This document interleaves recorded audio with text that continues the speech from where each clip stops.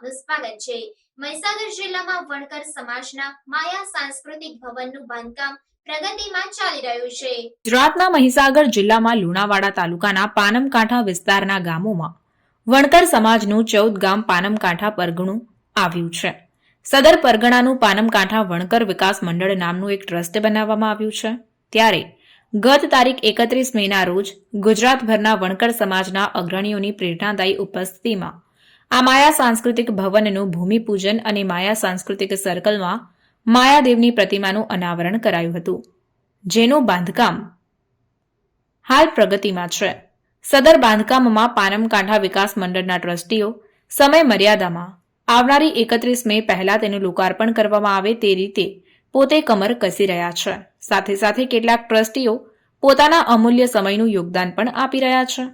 માયા સાંસ્કૃતિક ભવનમાં વિશાળ હોલ ઉપરાંત guest room, office, waiting area, પાણીની પરબ, સ્ટોર રૂમ, મહિલાઓ તથા પુરુષ માટે શૌચાલય તથા બાબા સાહેબ આંબેડકરની પ્રતિમા માટેની બેઠકની અદ્યતન વ્યવસ્થાઓ કરવામાં આવી છે। આવા સારા કાર્યોમાં તમામ વણકર સમાજના ભાઈઓ અને તમામ જનતાને યોગદાન આપવા બદલ સાબર આવાઝ ન્યૂઝ પરિવાર તરફથી વિનંતી કરવામાં આવી છે। રિપોર્ટર ભીખાભાઈ એ મકવાણા, નંદાસણ।